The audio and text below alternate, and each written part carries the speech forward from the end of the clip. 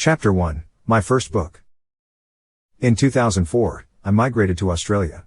I arrived with what I later found out to be a preconceived set of ideas about what my life in Australia would be like. As the years progressed, the discrepancy between the ideas in my head and the realities on the ground became more and more evident, louder and louder. At first, I would only talk about it socially.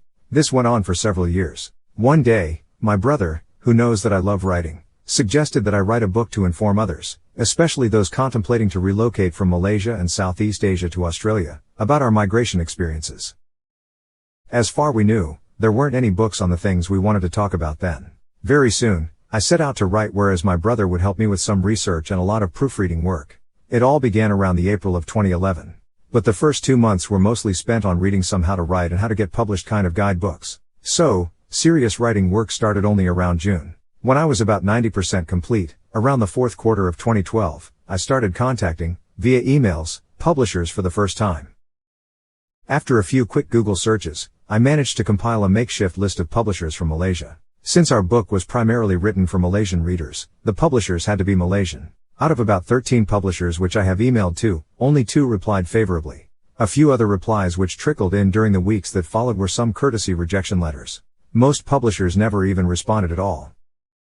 Out of the 2 that replied favorably, only 1 took an interest in our manuscript. My brother, who went back to Malaysia for a short holiday at that time, which was why I started contacting publishers even before my manuscript was fully completed in order to take advantage of his presence in Malaysia, went to meet with the publisher. What was meant to be a brief 20-minute introductory meeting actually went on for slightly more than an hour.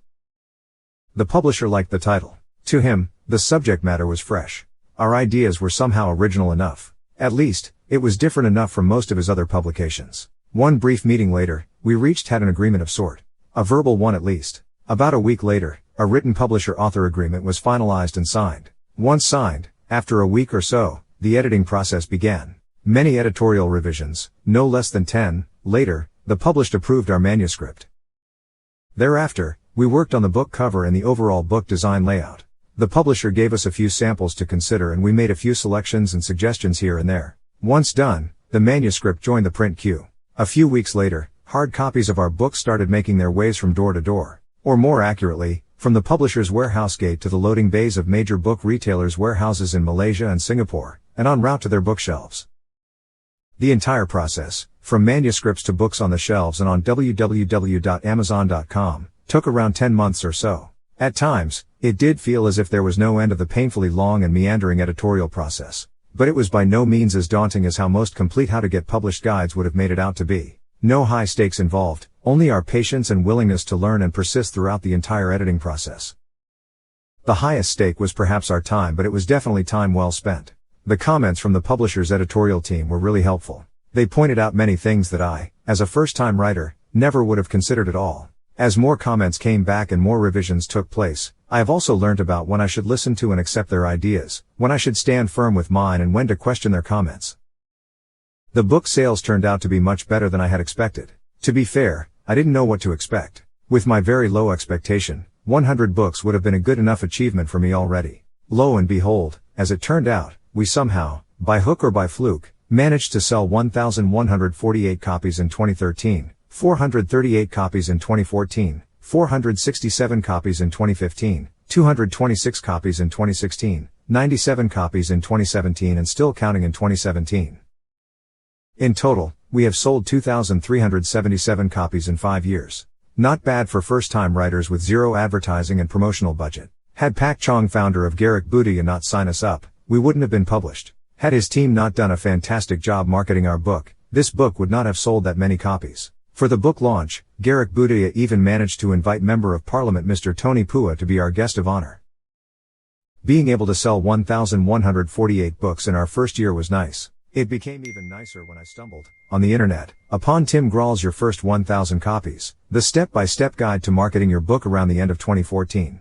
This book, as its title suggests, is aimed at helping writers build a connection with their fans and followers so that they can sell at least 1,000 copies of their books. The fact that we sold more than 1,000 copies in less than 3/4 of a year without even reading Tim Grall's strategies from his book suggests that sometimes, things might not be as difficult as they seem. Arguably, we were just lucky. But if we didn't even show up, how could we even get lucky? After copies of our book hit the shelves, I wrote emails to every newspaper, online media, radio station and blogger in Malaysia and told them about our book. As a result, 5 media featured our book in their book reviews/write-ups. We also appeared on 2 major radio stations, namely BFM the business station 89.9 and RTM Trax FM 90.3.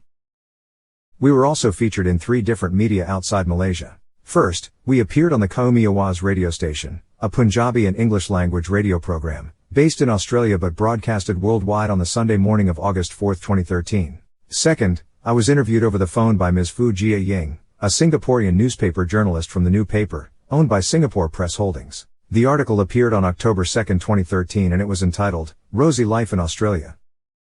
Not.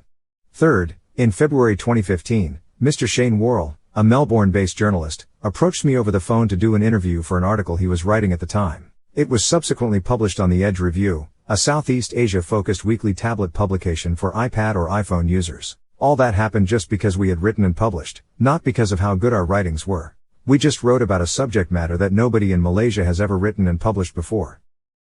You can also do the same. Write about a subject matter that nobody has written before. And even if it has, you can always write it from your personal perspective which, by definition, is unique and different from everyone else's. In fact, a writer's role is not as much about telling readers what they don't already know as it is about inviting them to look at what they already know but from a brand new perspective. Nobody can connect the dots forward. Remember Steve Jobs' speech at Stanford.